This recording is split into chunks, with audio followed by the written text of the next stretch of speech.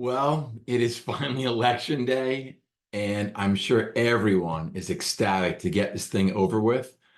I know between the robocalls and the relentless texts and the ads on TV, like I feel like I've aged doing this. In any case, I'd hope to have something emailed out earlier, but when those days just get away from you and you get back to back to back to back to back meetings and it happens. So what I am doing instead of putting it all on pen and paper or fingers to keyboard, I thought I'd do a quick video, maybe not so quick, we'll find out shortly, about the election and our model. I did a TV interview on Fox 61 yesterday. I will have that posted somewhere shortly. I just got my inbox was overflowing today. And I want to pull up some charts on my computer and show you a couple of things that I'm looking at. Let me just cue that up. So first, our model. And I want to repeat, I have to repeat it because I keep getting these nasty emails. So I created a model. It just looks at essentially recent economic data and stock market performance to predict elections. Has nothing to do with my feelings, my opinions, policy, or polls for that matter. It's just, I look at the market and the economy and I kind of mix and match some inputs and it looked like it was working really well. So I kind of crafted it into a model. Is it going to be right this year? I have no idea. I mean, look, every year it's a coin flip almost. The model has been right every year since 92, when it chose that George Bush, #1, was going to get reelected. So again, I'll give you some things I use from memory. So I look at things like this. Was the economy in recession in election year or close to election year? If it was not, I don't give any points for that. But if it was in recession, I subtract the point from the incumbent. Did the stock market have a bear market in election year? I don't give the incumbent points or reward them for no bear market, but I pull away a point if there was a bear market. Things like that. Stuff that it's not, it's very quantifiable and you can't argue. You may not like my model, that's fine, but this is what I came up with. So about a week ago when I started loosely running it, it was solidly in Vice President Harris's favor. Okay. I've run it, I think I've run it I ran it once over the weekend, but I run it every day because it's most accurate the closer you get to the election. Now, common sense says this election is going to be really, really close. Okay. Year 2000, now it's really, really, really close. So it's 5:45 Eastern time on election day. Markets are closed, no more economic data. And I look through my 3 different stock market time series. And, the market rallied significantly today, which definitely helps the incumbent party being the Democrats. The intermediate term time series I look at is in favor of Donald Trump. And then the little bit longer term time series I look at is in favor of Vice President Harris. I mean, you can argue with with my time series, sure, but that's what they say. So the model did tighten over the weekend. And, yes, the stock market's down a little bit. We're kind of done with economic data. Today, the market rallied. So the model is saying that Kamala Harris is going to be the next president. I always try to add, like, by a razor margin, by a small margin, by a comfortable margin. Here's the bottom line. That's qualitative and it's an opinion. So I'm not going to go there really and be affirmative about it. But it looks like that, according to my model, Harris is going to win. Okay. Now, some people have pushed back on a number of things and say, but what about this? But what about that? I mean, I'm going to share my screen and show you.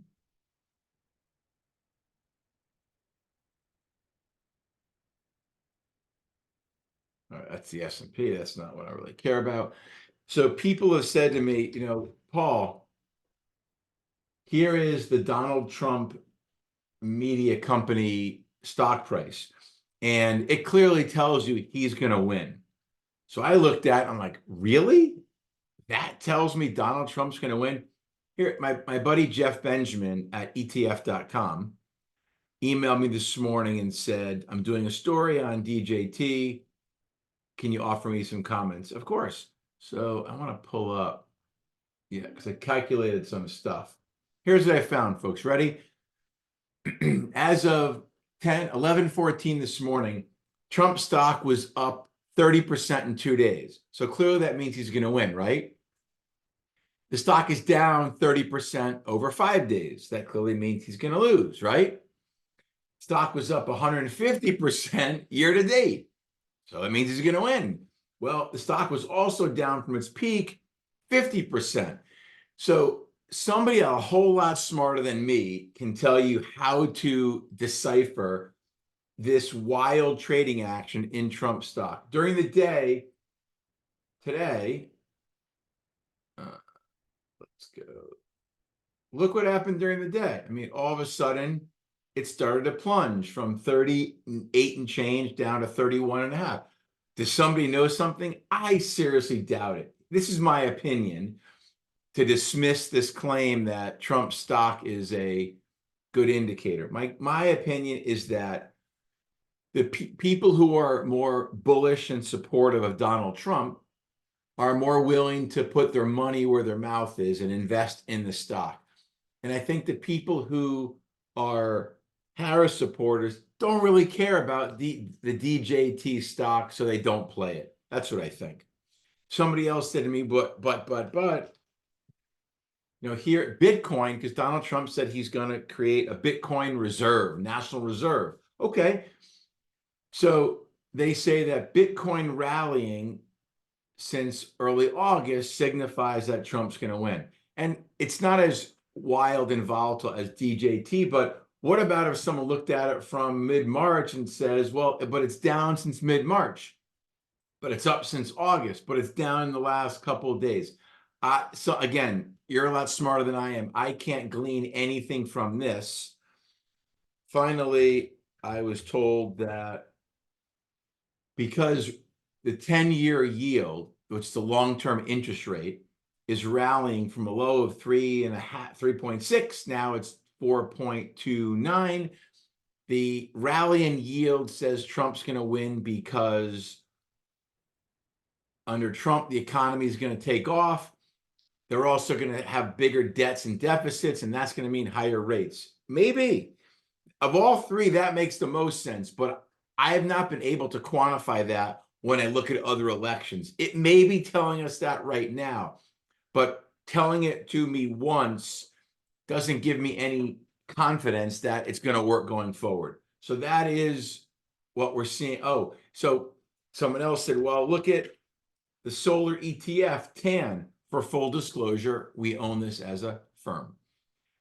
I heard that, well, it's down so much, that means that Harris is going to lose. Maybe, but it's up from 37 to 42 in 2 weeks. Maybe that means she's going to win. This is what goes on and what people email me. I like those emails. Those are polite ones. We have a nice discussion. I don't like the ones where people, call me names or attack me or worse. But I guess that comes to the territory of publishing blogs and being on social media and doing videos. So let me stop my screen. Good. And we'll go back. And a couple other comments. So I like to look at the polls and the betting. So I think many people know that Polymarket, there's a Polymarkets, plural, I can't remember, it doesn't matter, has been signifying that Trump's a big winner. Now, I guess they found there's one big whale who put $30+ million bet on Polymarket. And that person supposedly said it was not to manipulate it, but because he thinks Trump's going to win, he wants to win $30 million. I don't know. I did just check at 5:30 that, Polymarket predicted and Robinhood all have Trump as a significant favorite, which is fascinating because one, we know the polls. I looked at 10 polls earlier. They're a coin flip. I've seen them as, Harris +3, Trump +2. I mean, anyone who looks at stats, that's a coin flip. But it's interesting that the betting markets are skewed that far towards Trump. We're going to find out what happens at some point sooner than later. What we obviously know is that in all likelihood, Kamala Harris will win the popular vote, much as Hillary Clinton did in 2016 and Al Gore did in 2000. But the election is not about the popular vote, it's about the Electoral College. I'm going to throw out some random comments so I can get through this more quickly and not keep you. Number one, whomever wins, mark it down on November 5th of 2024 at 5:52 now. Whomever wins, the next president is going to preside over a mild recession. I have high conviction in that. Whomever that president is, they're going to get blamed. My view is that the next president is inheriting an economy that is ripe for recession because it's not firing on all cylinders. It's not a political comment, it's an economic comment. Auto delinquencies jumping, mortgage delinquencies jumping, credit card debt well over $1 trillion. It's a very have and have not economy, and the have not part of the economy is really struggling. It's typically not fixed by intervention. That's typically fixed by organic powers that puts us in a recession. All right. So I'm going to make that comment now. The markets, markets have been completely nonplussed during this whole election season. This is probably the most important takeaway, folks. And that is, we're going back to, I'm just going to use the S&P 500. I'm not trying to manipulate or skew anything. Here's the market. Market's, one day away from all-time highs. So what does that tell me? With polls and everything so close, the market is priced. First of all, the market's priced in both candidates winning. We've had days, weeks, and months to price in Harris or Trump winning. But more important than that, I believe the market is pricing in shared power or divided government. I say that because the single greatest tax increase in history will happen when the 2017 tax cuts expire next year if neither party does anything. I believe the markets are pricing in shared power, and they believe there will be some kind of compromise at the end of 2025. I also think, look, I'm not your moral, ethical, or political conscience, or compass for that matter. But when people ask me what's best for the markets in my portfolio, shared power.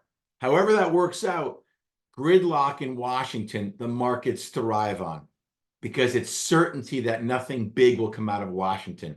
People totally fear, market participants fear, a red or a blue wave that's going to push forth all kinds of new programs. Cut spending, more spending, whatever the case may be. The market does not want that. So shared power is what's best for a portfolio and what the market's pricing in. Somebody asked me today, I think it was my wife and I had this conversation last night. What happens if neither side gets 270 electoral votes? Because I said, I do believe, I'm sure both sides are going to contest close states. That's their prerogative. I just hope it's quick and we move forward and we accept the results, support the next president, whomever that may be. But if nobody gets 270 electoral votes and it goes to the House, or this is caught up in court for weeks, much like 2000, the markets will get really cranky. I don't think we're going to fall double-digit percentages, but the market certainly could fall 5 to 10%. The longer it takes for this to sort itself out, the more uncertainty and uneasiness the market will get. However, if that happens, and we have a decline, that is one where I would find nickels, dimes, and quarters under the couch, and I would buy that decline with both hands and both feet, because even though we're going to have to wait, it is not going to impact Q4 or Q1 earnings nor the economy. I think that will be a high conviction buy in a lot of the risk area sectors. So lastly, more important than the in the very short term, more important than the election is the Fed's meeting on Wednesday and Thursday. They're going to cut rates by 0.25% on Thursday. And I think their commentary is probably more important than what happens if we have to wait for an election result. People are not looking at the Fed at all. So I feel like there's a lot of gasoline ready to be lit in the market. Does that mean we have a decline first? Maybe. If the market soared on the election results, I'd be a seller. If the market sold off on election results, I'd be a buyer. In other words, whatever result we get in the market, I'm probably going to do the opposite in the short term. I think it will be overblown. So with that, I guess I'll conclude with one last thing, sorry. And that is, people want to know where the winners and losers will be depending on the results. I think it's too early, but I want to give you food for thought. So what kinds of sectors will do better under Trump? Well, sectors that have tons of regulation now. And something that would benefit Kamala Harris would be, alternative energy. So if Trump wins, maybe Ford and GM get a little kick in the rear end. And if Harris wins, you'll get the solar stocks getting a kick in the rear end to go. It's a lot more detailed than that. I'm happy to do another video, or I'll probably write about it on the blog. But that's how I kind of think about the election. Think about, lower regulation, that helps which sectors, and higher regulation hurts which sectors. So an example, biotechnology. Biotech does better with lower interest rates because they consume so much capital that needs to be borrowed. And they also do better with lower regulation. But if Trump wins, we're going to probably have higher interest rates and lower regulation. So you see where that, I don't know the answer on biotech. We own it, but it's not an election play. The car thing is an election play. And on energy, Bitcoin or crypto, Trump wins, it's probably going to have a quick jump. If Harris wins and there's divided government, probably not a big downside in crypto. Energy, everybody thinks because Trump has that expression, drill, baby, drill, that if he wins, energy soars. I don't know, because if he wins and they drill, baby, drill, that's more supply on the market. So the oil market won't be ecstatic that they're going to drill, baby, drill, because there's more supply coming. So see how you have to analyze. You can't just take some snippet on Twitter or on TV and say, yeah, that's perfect, makes sense. Poke some holes in the theories and see if there's another side to the argument. As always, I greatly appreciate you watching. If you like it, please give me a thumbs up on YouTube. And hopefully we'll be back tomorrow and the next day with my blog and with more videos. Oh, now I gotta stop sharing my screen. Let's just hope people are behaved in the country, not go overboard, accept whatever happens and move on both sides. This is the US, and the markets and the economy will survive anything. So with that, I say thank you very much. I say this every election year. Today is a great day to be an American because we get to vote. Good night.